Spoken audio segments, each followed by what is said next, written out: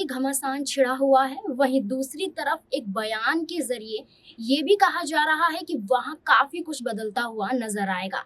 नमस्कार, मैं नाजमीन खान, स्वागत है स्पेन 9 न्यूज में। आपको बता दें कि हाल ही में प्रशांत किशोर, रणनीतिकार, विशेषज्ञ, एक तरीके से कह सकते हैं, जो भी वो कुछ कहते हैं वो कहीं ना कहीं सच होता हुआ दिखाई देता है।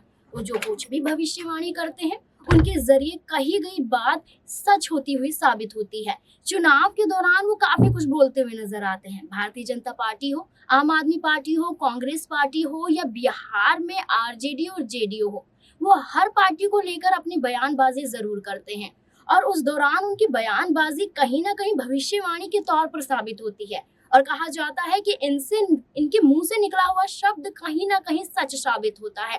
यही बात है कि बिहार में देखा जा रहा है कि अब प्रशांत किशोर काफी कुछ कहते हुए नजर आ रहे हैं। आपको बता दें कि प्रशांत किशोर ने अपनी एक पद यात्रा करी, उन्होंने 3 सभाओं को संबोधित किया। उस दौरान उन्होंने बिहार की राजनीति को लेकर काफी कुछ कहा।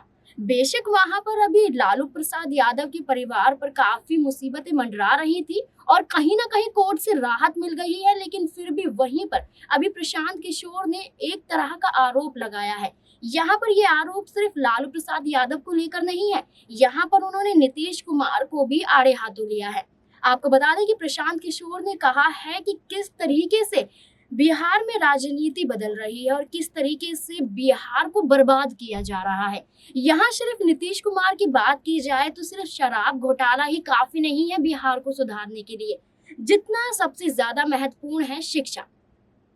शिक्षा इतनी जरूरी है कि दिल्ली में आम आदमी पार्टी ने किस तरह से शिक्षा पर विशेष ध्यान दिया है, इसलिए आज सरकारी स्कूलें कहां से कहां तक पहुंच चुके हैं, लेकिन बिहार में यही शिक्षा चरमराती हुई दिखाई दे रही है।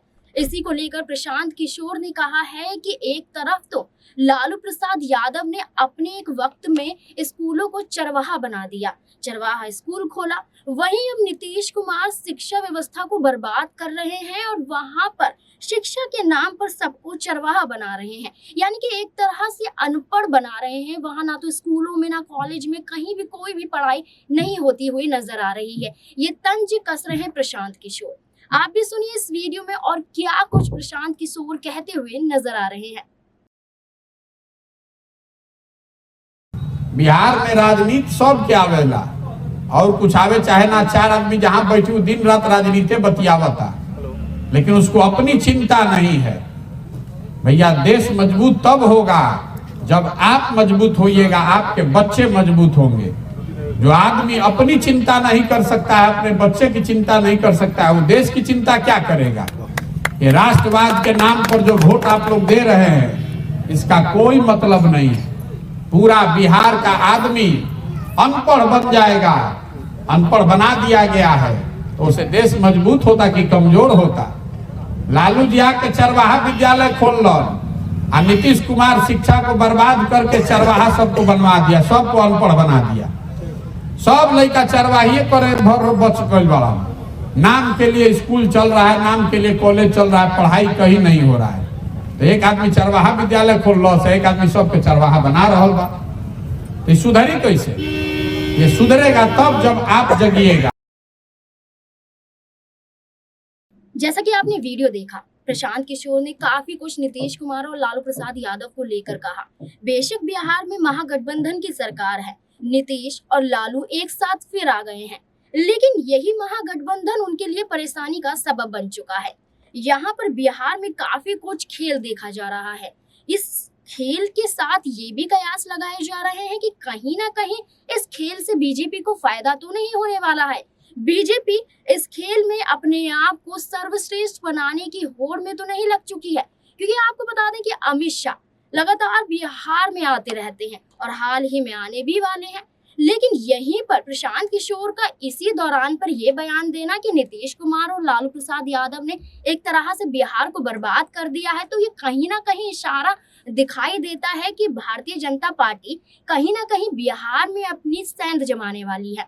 भारतीय जनता पार्टी की तरफ से बात की जाए तो पहले नीतीश के साथ उन्होंने गठबंधन किया था, सरकार चली थी, काफी अच्छी सरकार चली थी, लेकिन नीतीश कुमार उस गठबंधन से काफी नाखुश नजर आ रहे थे, जिस दौरान इन्होंने अब यहाँ पर लालू प्रसाद यादव से यानी कि आरजेडी से गठबंधन किया, लेकिन ये गठबंधन भी कहीं ना कहीं सही साबित होता हुआ नजर नहीं आ रहा है। यही कयास लगाए जा रहे हैं कि लालू प्रसाद यादव पे लगे हुए ये घोटाले के आरोप, जिस तरीके से उन्होंने रेलवे के नाम पर नौकरी देने में जमीन हड़पी है, इसको देखते हुए इसका असर नीतीश कुमार पर पड़ रहा है। यही बात को कहते हुए प्रशांत किशोर ने यहाँ पर काफी कुछ कहा है। प्रशांत किशोर की बात करें, वो भाजपा से काफी खुश नजर तो नहीं आते हैं, लेकिन उनकी कही गई बात एक भविष्यवाणी के तौर पर साबित होती है। बंगाल की बात की जाए, वहां पर उन्होंने भाजपा को हराने के लिए काफी कुछ कहा, लोगों को यकीन नहीं था, लेकिन उनकी बात इस तरह साबित हुई कि वहां पर ममता बनर्जी जीत गई, लेकिन भाजपा बहुमत साबित नहीं कर पाई। तो इन्हीं सभी बातों से लेकर कहा जा सकता है कि प्रशांत किशोर कहीं ना कहीं अपनी भविष्यवाणी के तौर पर बिहार में भी एक सरकार बदलने की बात कर रहे हैं। हो भी सकता है कि बिहार में एक बार से महागठबंधन टूटे और फिर से बीजेपी इस दौर में आ जाए। लेकिन बीजेपी अकेली आएगी या फिर नीतीश कुमार के साथ गठबंधन करेगी, ये तो उस दौरान पर ही पता चलेगा जब चुनाव होंगे और नतीजे आएंगे। लेकिन अभी फिलहाल प्रशांत किशोर की बात करें तो वो एक राजनीतिक रणनीतिकार है। उनकी कही हुई बातें काफी साबित होती हैं। दिल्ली में भी उन्होंने काफी कुछ कहा था कि भाजपा नहीं आएगी, वहां पर आम आदमी पार्टी आ गई, भाजपा नहीं आ सकी, बहुमत से भी नहीं जीत सकी।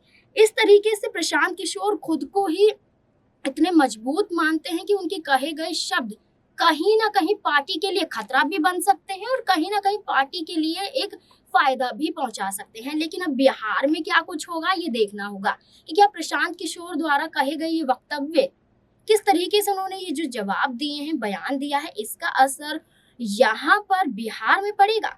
क्योंकि बिहार में काफी कुछ देखा जा रहा है। नीतीश कुमार चुप है, वो नहीं बोलते हुए नजर आ रहे हैं। तेजस्वी यादव अभी सवालों के घेरे में है। लालू प्रसाद यादव बीमार है, लेकिन उन्हें कोर्ट से राहत मिल गई है, लेकिन एक बीमारी के दौर में चल रहे हैं। वहीं इन सभी चीजों को देखते हुए लगाया जा रहा है कि नीतीश कुमार के लिए ये गठबंधन खतरा साबित हो रहा है, इसलिए यहाँ पर बदलाव होने की स्थिति हो सकती है। प्रशांत किशोर यहाँ पर पदयात्रा कर रहे थे। पदयात्रा के दौरान उन्होंने काफी कुछ कहा। यहाँ पर उन्होंने लालू प्रसाद यादव को भी नहीं छोड़ा। उन्होंने कहा कि नीतीश कुमार ऐसे शख्स हैं जो चुप्पी साधे हुए हैं, लेकिन लालू प्रसाद यादव को सही तरीके से नहीं बता रहे हैं, ना ही जनता के सामने आ रहे हैं। ये बात भी सच है कि नीतीश कुमार चुप्पी साधे हुए हैं, वो बैकफुट से कार्य कर रहे हैं। कहीं ना कहीं वो ऐसे जवाब दे रहे हैं जहां पर वो अपने आप को बचा रहे हैं। है उन्हीं के साथ की गठबंधन की सरकार, ऐसे में आरजेडी को उनको बचाना चाहिए, काफी कुछ कहना चाहिए और काफी कुछ उनके समर्थन में करना चाहिए, लेकिन नीतीश कुमार ऐसा कुछ करते हुए नजर नहीं आ रहे हैं। इसी पर हमलावर होते हुए प्रशांत किशोर ने कहा है कि नीतीश कुमार क्यों नहीं कहते हैं कि लालू प्रसाद यादव ने घोटाला किया है। उन पर जो आरोप लगे हैं वो सच हैं। यहाँ पर जिस तरह से युवाओं को झुठलाया गया है, किस तरह से गुमराह किया गया है, ये भी सच है। लेकिन इन सब बातों को कहते हुए प्रशांत किशोर किसी का भी फेवर नहीं कर रहे हैं, ना तो नीतीश कुमार का, ना लालू प्रसाद यादव का। बिहार में यही दोनों पार्टी हैं जो अभी भी सरकार में है और अभी महागठबंधन में है, लेकिन इन पे खतरा मंडराते हुए ही प्रशांत किशोर का ये बयान सामने आया है। तो कहीं ना कहीं कहा जा सकता है कि क्या बिहार में फिर से काफी कुछ बदलने वाला है। बिहार की राजनीति में जिस तरीके से ये भूचाल आया है, क्या इसका फायदा दूसरी पार्टी को मिलेगा या फिर से नीतीश कुमार ये स्थिति सुधारते हुए फिर से इस गठबंधन के साथ यूं ही बने रहेंगे? आपका क्या कहना है कि प्रशांत किशोर के कहे गए वक्तव्य क्या काफी सच होते हैं? क्या आपको लगता है उनकी भविष्यवाणी जो की जा रही है, उनके बयानों के जरिए जो कहा जा रहा है वो काफी सही है?